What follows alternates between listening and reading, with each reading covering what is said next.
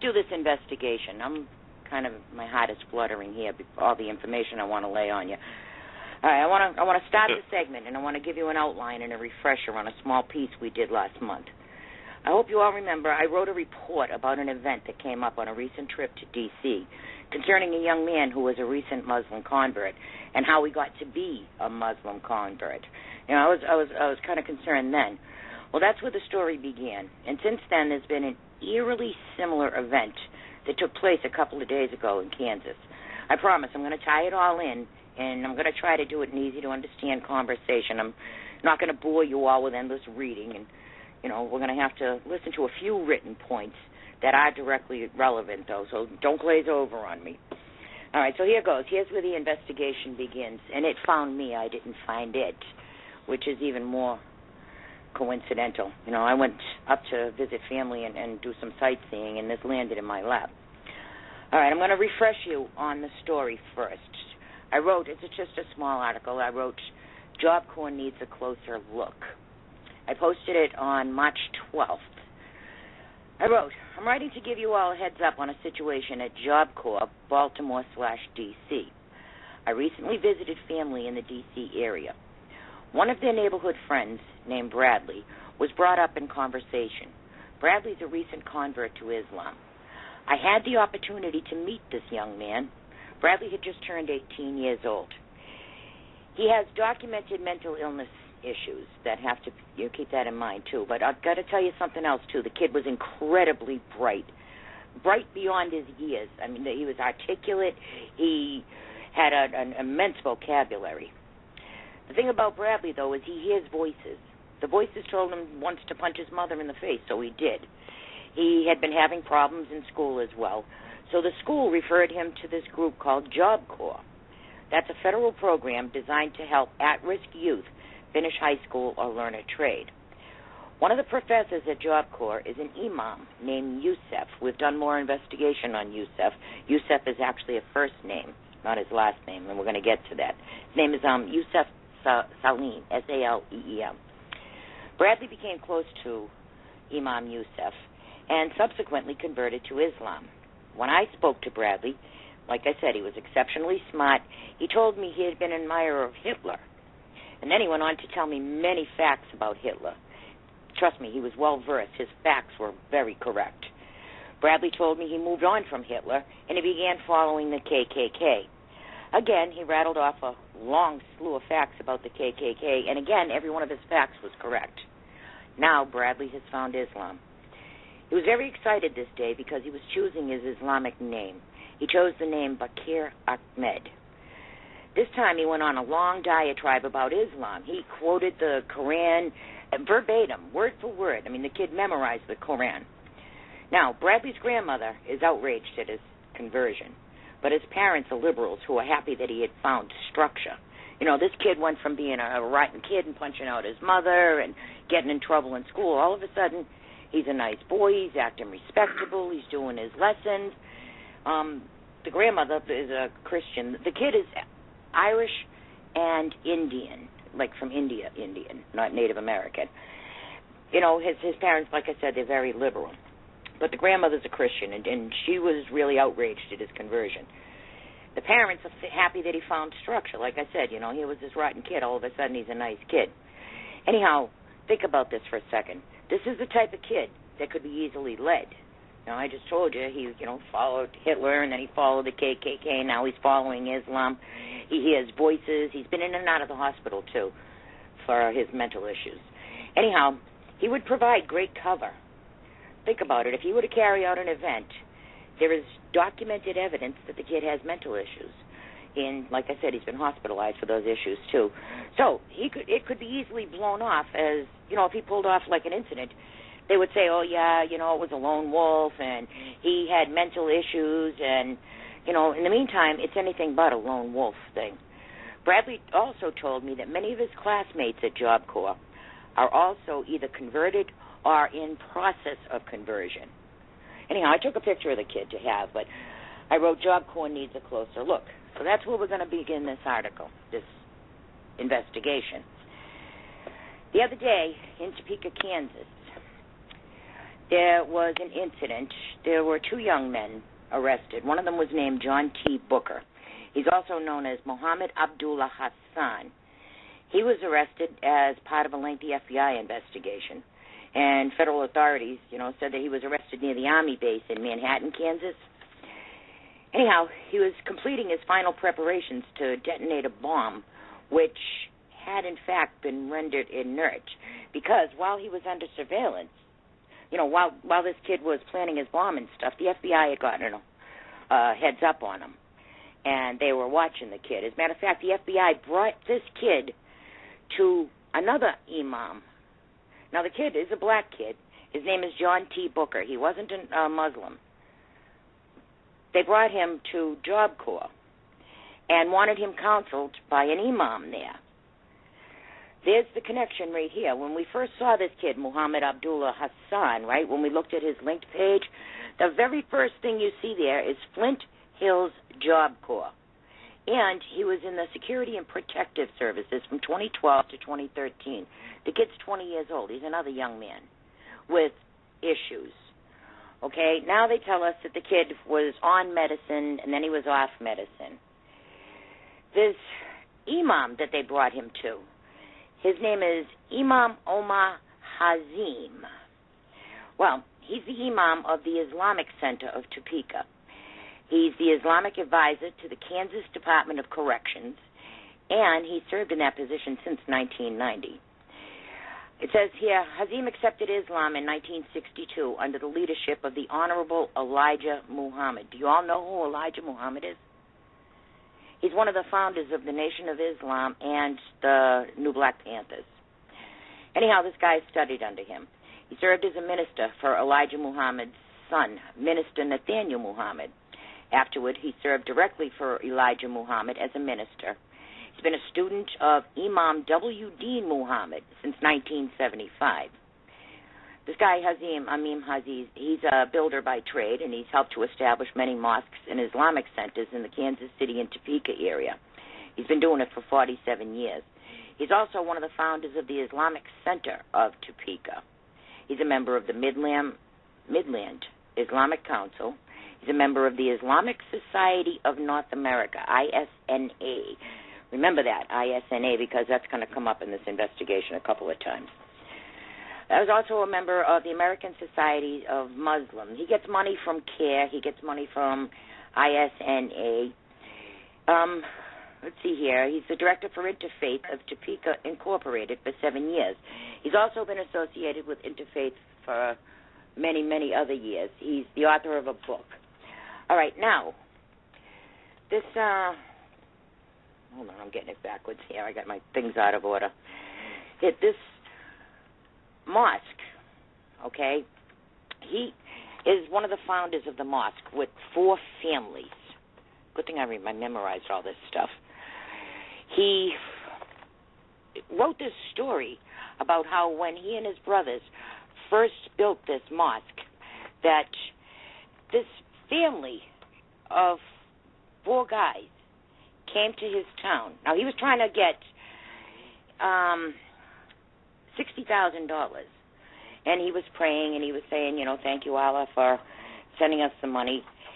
It says that he got a visit from these 4 guys, and they liked what they saw, so they gave him a check for $100,000. He never saw them before, and he never saw them again. Who gets a check for $100,000? That you don't have to report it because they're a 501c3 and they are a clergy, so they are tax exempt. But, as his story goes on, he says how he's getting money from all over the place, and each time he gets money, he puts it back into the community, he builds another mosque, and all kinds of things like that. Now, also, like I said, the feds had brought this kid, Muhammad Abdullah Hassan, also known as John Booker, to this imam. There was another kid that was arrested with him, a 28-year-old. His name is Alexander Blair, and they charged him with failing to report Booker's plan to the authorities. All right, anyhow, as the story goes, Hazim said that the FBI told him in early 2014 that Booker had suffered from bipolar disorder, characterized by unusual mood swings. Sound familiar? Hazim said Booker told him days before his arrest that he had stopped taking his medication because it was expensive. The imam added that most people who see Booker recognize that there are some mental problems with him. Still sound familiar? The criminal complaint against Booker said he told an FBI informant in October that he clashed with other mosque members over supporting extremist groups. Hazim said he never heard Booker express any support for violent extremist groups. So now the FBI is saying the kid was violent. The imam is saying he isn't. Anyhow, Hazim said he received an anonymous call about 2 months ago about Facebook posts from Booker, again speaking about becoming a martyr in jihad. Now this is the part I want you to hear. The imam stopped giving Booker rides to the center and work, but Booker he continued to attend prayers and activities at the center. The imam says, I had a sense of him drifting, and I had seen him just drifting into space, and he would have a real deep grin on his face like he was thinking of something that would make him laugh. All right, so now you got the imam saying that the kid is crazy, and what got me in this story was that the imam, was giving this young man rides to the center and to work, and he knew of him, his medicines, and he knew that he had stopped, taking his medicines. Well, as it goes on, it says here the imam said he stopped giving him rides. And like I said, that means he was giving him rides.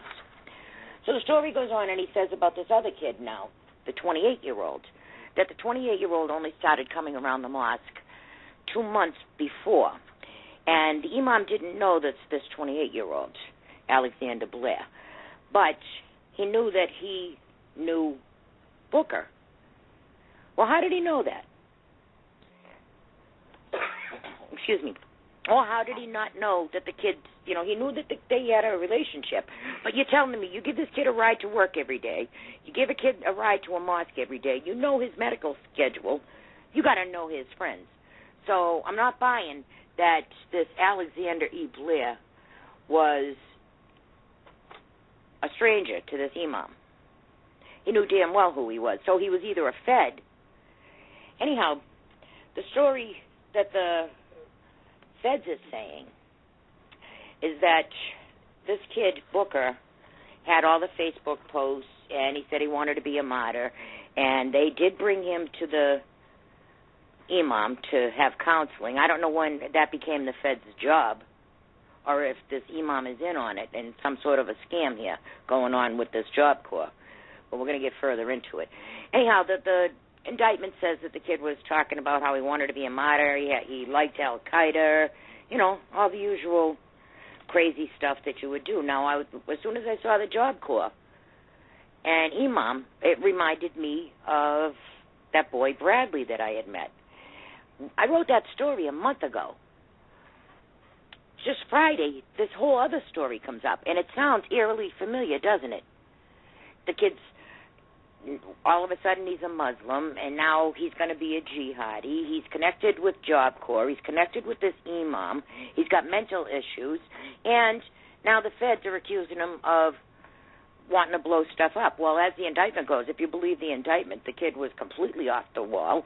He was so deep into it. And like I said about Bradley, he knew about Hitler. He knew about the KKK. This kid knows about the Al-Qaeda. How does this kid know about Al-Qaeda?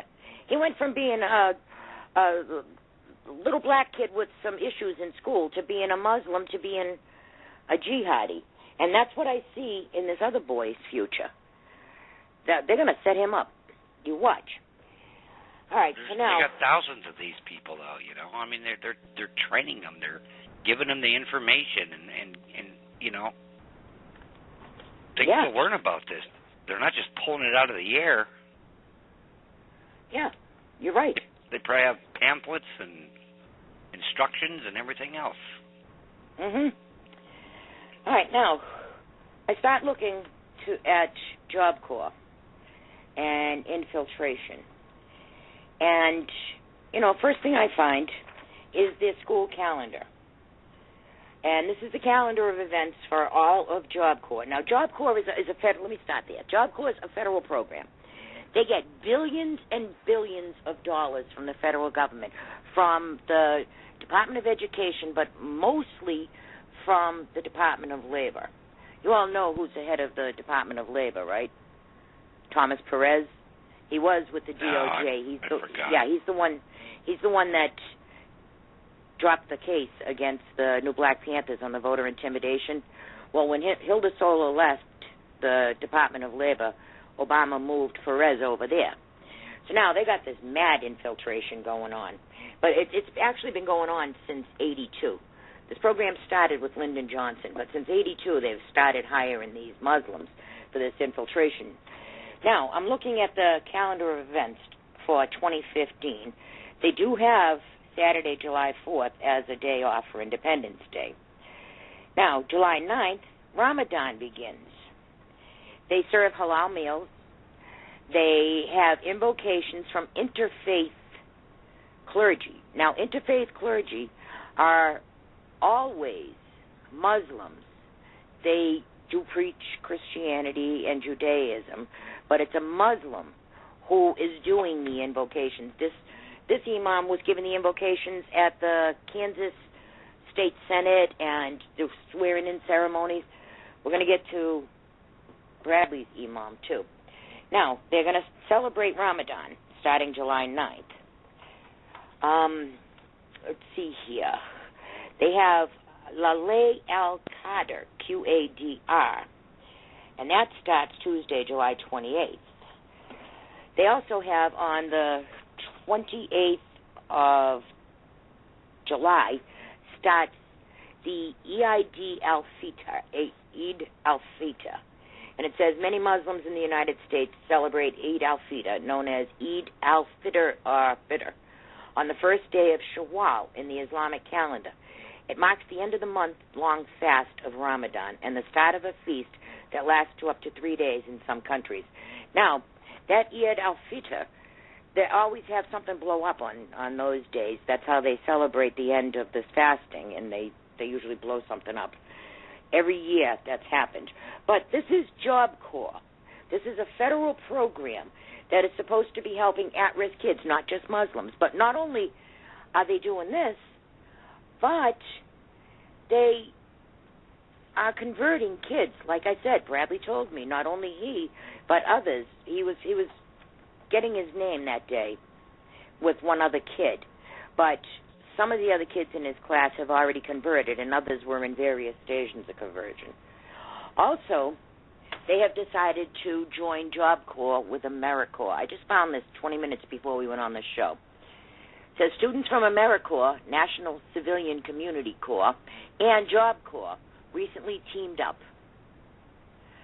We had talked about how Eric Holder was taking those unaccompanied minors and recruiting them into AmeriCorps, so I wanted to bring that to your attention. Anyhow, so then I'm looking around and I'm see if I can find more imams and Muslims in this Job Corps. Well, from 1982 to 1984, Mr. Dawood Suleiman Muhammad was an imam, and he was the head of the Job Corps in Shreveport, Louisiana. He died, let's see here, I'm looking at his obituary. He died in 2011 at his home, December 23rd. But it says here that Mr. Muhammad was employed with the Shreveport Job Corps Center, where he held the position of OSA director from 1982 to 84. So this is how far back this goes. It says he was an owner of a landscaping business. He said Majid Al-Taka Foundation, where he held the position of director/imam and teacher from 86 to 99. And he was a lecturer of Islam and comparative religion from 1988 to 92. So he's been with Job Corps for all that time. And I'm thinking, okay, well, that's pretty far back. Let me see if I can find something even more recent. So this has been going on, since there's another one from 2001. Sahim Al-Wan. He's a Yemeni American, and he grew up in the suburbs of Buffalo, New York. In 2002, he was arrested and charged as part of the War on Terror, together with the other members of the Lackawanna Six. Well, he was described as a clean-cut son of a steel worker, and Awalan was noted for always wearing a shirt and tie. In the 1990s, while working for Blue Cross and Blue Shield Association, he cooperated with the FBI to help investigate a fraud case. They called him a success story, and here's where I found him. It says he maintained a stable marriage, had 3 children, and worked with the Iroquois Job Corps Center to help employ indigent and troubled youth. Here's another one. This is not a single example. Now, as this goes on, we have a woman named Lenita Jacobs-Simmons, and she's the National Director for the Office of Job Corps under the U.S. Department of Labor's Employment and Training. And as the National Director, she has the responsibility for leading the program and its 125 Job Corps centers throughout the country. Because the Job Corps program serves over 60,000 youth ages 16 to 24. They have access to 60,000 youth. That's one hell of an army, especially if you have imams running the show. There's a lot of Muslims in the directors' positions, in the educational departments, and they have, 125 contractors. Now, I was looking at the Job Corps contractors, and in their little handbook it says here, all 125 of them. I was looking at, how am I going to get information? How am I going to file a FOIA? Well, it says A, request for information. The Job Corps Director shall develop administration procedures to respond to requests for information or records. B, Freedom of Information Act. I can get all the paperwork I want on Job Corps, but you know who I can't get it on? The 125 contractors. Number 2 section, it says contractors. Job Corps contractors are not agencies for Freedom of Information Act purposes. Therefore, their records are not subject to disclosure under the Freedom for Information Act. So, I can't get them. However, I did find a list of the contractors. There's 4 main ones. One is Career Systems Development Corporation. Another one is Management and Training Corporation. The third one is MIN Act. That's a one we're going to talk about. And the 4th one is ResCare. Out of the 125, those are the top. But each one of them, they don't have to give me any information. Now, it says here that CARE also sponsors Job Corps, and they do diversity training. You know who CARE is, right? CAIR. CAIR, right? Yeah. Yeah. Now, CAIR is a big funder. So is ISNA, Islamic State North America, Islamic Society North America. They're big funders. Plus, they have this magazine called Horizons Magazine. And Horizon Magazine is Muslim Brotherhood, Islamic Center magazine. And I was looking through it. All the links, I'm sure that Lynn has all the links. Anyhow, that Islamic magazine has places where you can go for hawala financing. I don't know if anybody out there knows what hawala financing is, but Muslims don't pay interest rates because they call it gambling. They don't pay for insurance either because they call that gambling. So if you are a Muslim and you borrow $100, you give back $100. So the banks don't make any money. So they have what's called hawala financing. And hawala financing doesn't have any records. They don't keep records. So they have this huge money laundering thing going on. And Job Corps has a budget of $1.7 billion. I don't know if you all know that, but they even have a Friends of Job Corps Congressional Caucus. Let me tell you something. If there's $1.7 billion out there, you got about 60 politicians with their fist in the cookie jar. Corrine Brown, Bob Brady, Joaquin Castro, William Lacey, Emmanuel Cleaver, he's in on this, John Conyers, Jim Costa, There's a bunch of them. Lloyd Doggett, Rosa DeLauro, you all know her. She's that real pretty one there. Every one of them. Sheila Jackson Lee, Edie Bernice Johnson, Hank Johnson. They're all friends of Job Corps in the Congressional Caucus. Each one of them is getting a kickback. They're laundering money. There is a Job Corps fraud page you can get to. I Googled it, but on the fraud page it tells stories about how they even serve halal meals, by the way, at Job Corps. It's a residential program. You stay there. And they're saying how, that these kids aren't getting any education. They're lying. They're fudging the numbers. They're fudging the paperwork. They're not getting jobs. Half the time the teachers don't show up. One kid was complaining that he had gone to nurse training, but he couldn't get the clinicals accomplished because they didn't have any agreements with any nursing homes, hospitals, doctor's office, any of that. But they got paid for it. Also, they did the diversity training. Where's the money go? Of the 125 Job Corps centers located in the United States, 77% of them, that's 94, are run just by 4 private companies, I told you, Career Systems Development Corporation, Management and Training Corporation, MinAct, and ResCare. The remaining 28 centers, known as civilian conservation centers, are located on federal lands and are operated by the Agriculture and Interior Department. The largest Job Corps contractor is Management and Training Corporation, which operates 25 centers nationally, including centers in San Bernardino, California, Chicago, Illinois, and Atlanta, Georgia. Those ones are some of the biggest frauds of all. So now, they're taking this money. They got these kids. Also, let's see here. In Maryland, let's get back to Bradley first. I know I'm jumping around. I hope you can keep up with me here. I'm a little ADD. But the one in Maryland, now, the Muslim Brotherhood newspaper in Maryland said that there was the first Muslim appointed to the Maryland's highest court.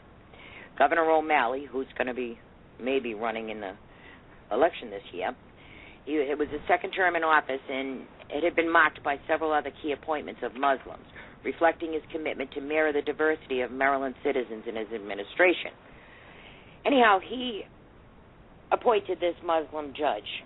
Well, as it turns out, the Muslim judge is Imam Yusuf Salim. Do you know he was with the youth part of the courthouse before he was appointed here? He was the one that was sending the kids to Job Corps. Also juvenile division. Juvenile division, yes. Yep. Now, he says, this guy, this Imam Yusuf Salim, he's the Majid of Muhammad in Washington, D.C. He gave the invocation and the swearing-in ceremony for a number of judges. He has been to the White House for the Ramadan iftar dinners. He gave the invocation at the Senate on opening day when they, on one of the times that they were doing the Congress again. He's a part of an Islamic advocacy group. He's a CARE representative, and he's in with the governor, who is aggressively appeasing Muslims. They are infiltrating, and they are taking our children, especially the at-risk kids. And if one of them decides to be a jihadi, well, so what? They'll just say that he was mentally ill or that he had a long criminal record, and that's what he was doing at Job Corps. And this judge put him there. And this judge also is an imam in a lot of schools, and he goes around and gives diversity training to military and inmates. Now, you all remember I worked in a prison. I told everybody that. When they were doing the Muslim ceremonies and the Muslim masses and stuff, whatever you call them, the corrections officers couldn't go in to the room where they were holding their services. They treated it as like you were in a confessional, and that was a priest and inmate thing. So they could talk about whatever they wanted in there. And once a few of the inmates had converted to Islam, and they were getting this special treatment, and they were having these special services and special meals, and special people come in and talk to them, and special rooms, and the corrections officers couldn't go in, everybody wanted to be a part of it. And then I find out at Lackland Air Force Base, they're doing that diversity and interfaith thing, and they're converting at least 2 soldiers a week. Well, and isn't that's that at an Lackland. Air Base or something? Yes. Aren't they doing that Yeah, at in San Force Antonio. Base? Yeah. Lackland Air Force Base. And so you have the military, you have every branch of government, you have schools, you have prisons, all converting people to Islam. Yep. And turning into future terrorists. Yep.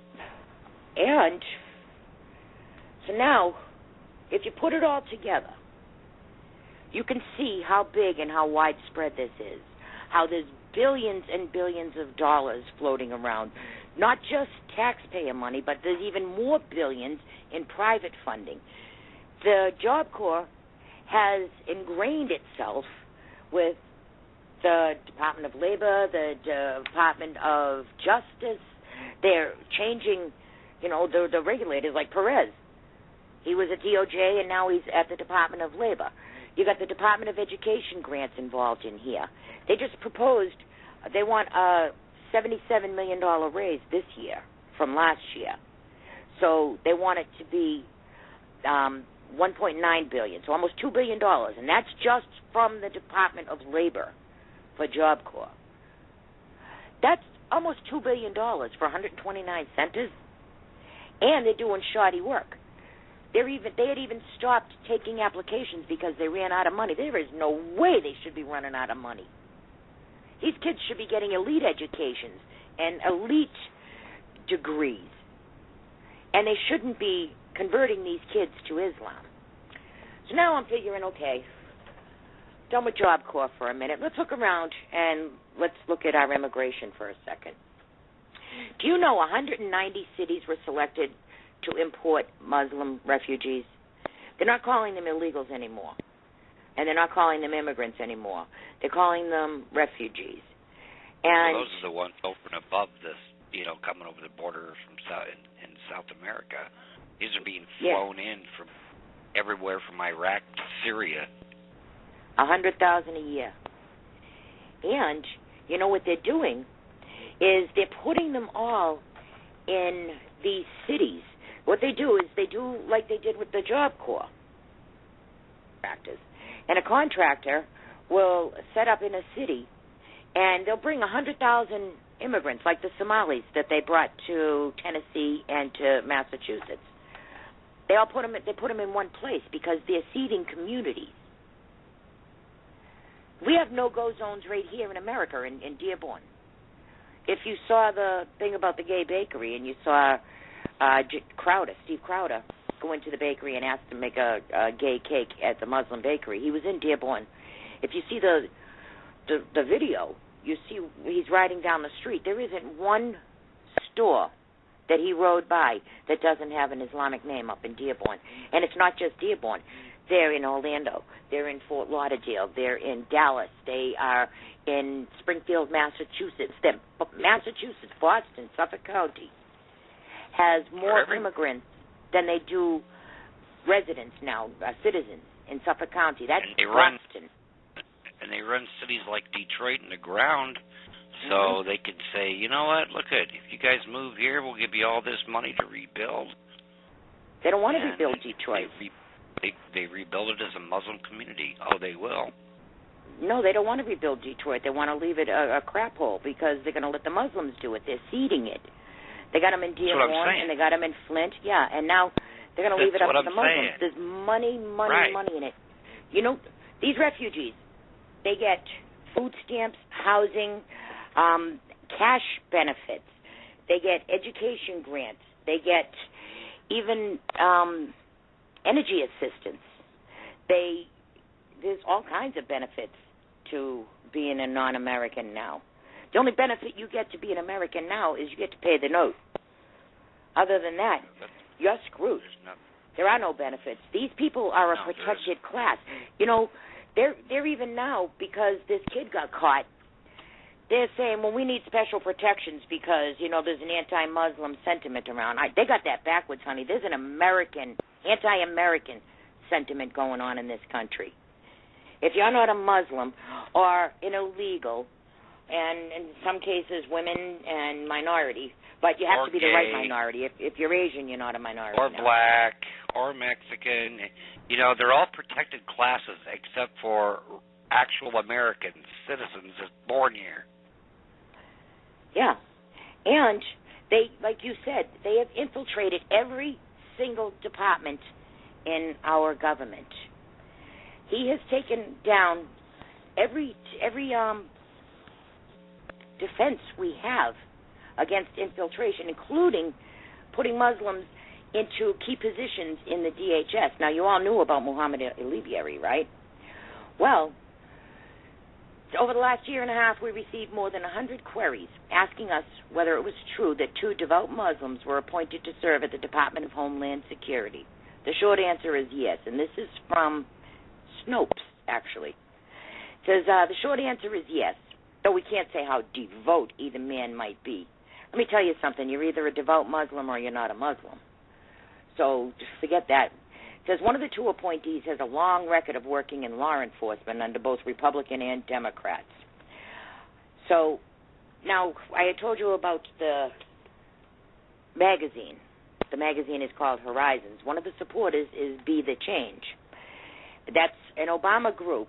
It was an offshoot of Color of Change and OFA. Well, this Muslim that they appointed to DHS, he's from Be the Change, and he's one of the supporters of the magazine who also supports Job Corps. So they got this incestuous little group going on.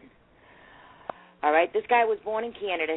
His name is Arif Ali Khan, and he was responsible for derailing the LAPD's plan to monitor activities within the Los Angeles Muslim community.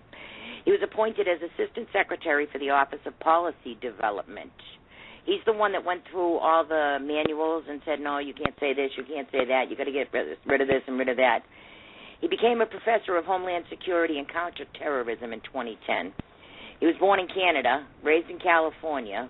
His parents are Indian and Pakistani. Arif Ali Khan graduated from UC Irvine with a bachelor's degree in social ecology.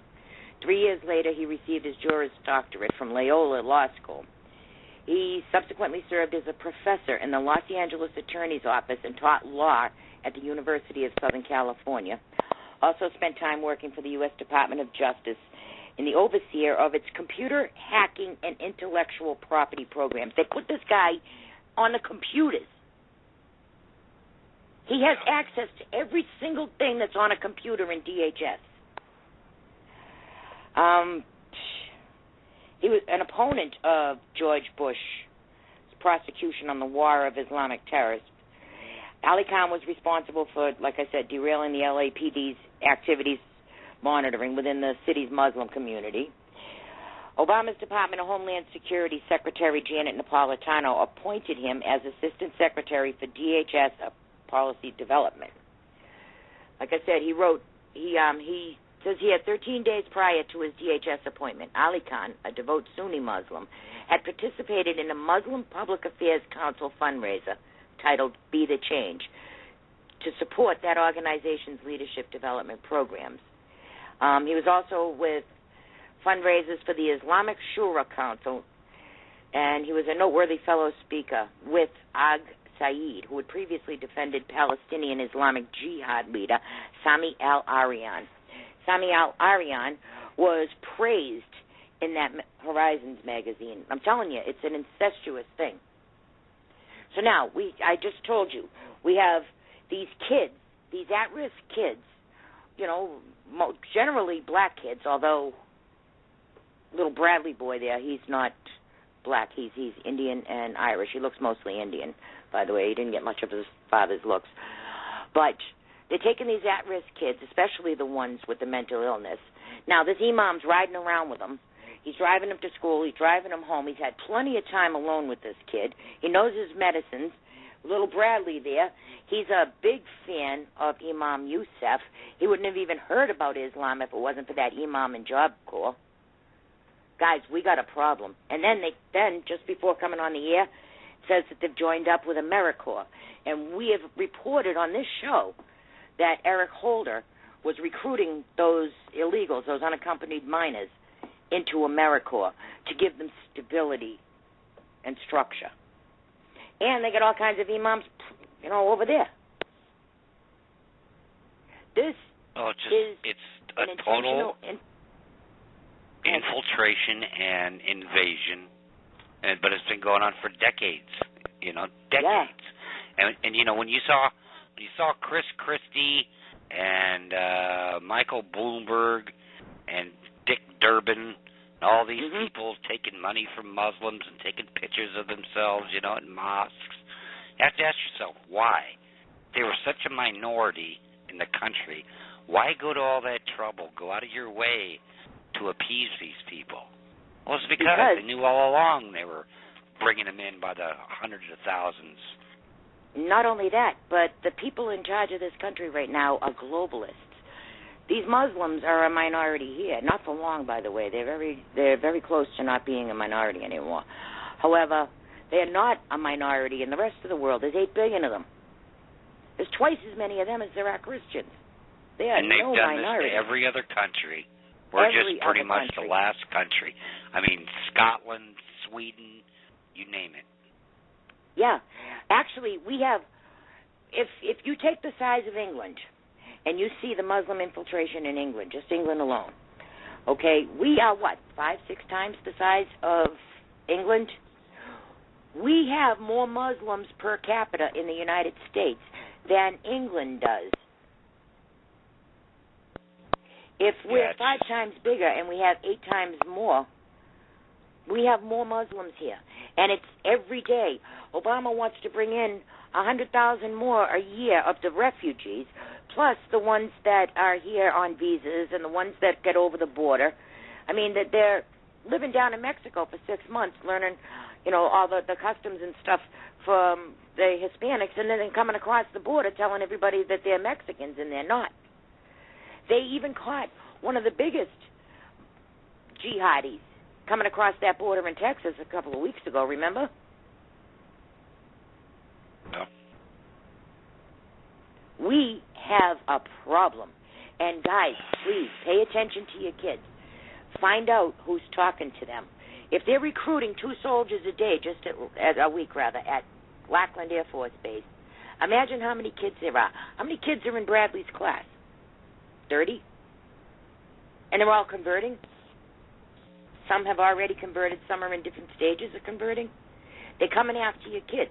We've told you on this show about how they've taken kids in Massachusetts to mosques without the parents knowing about them, how they're holding Hajib Day, and how they're stopping movies from being shown on campuses.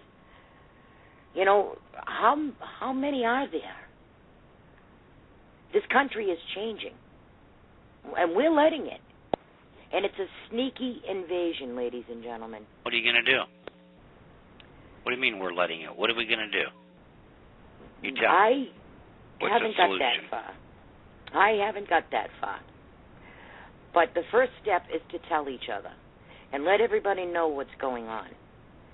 I don't know what we're going to do yet. This investigation is ongoing. I'll have more next week on it. I'm going to start looking into the money. What's the show's motto? Always follow the money.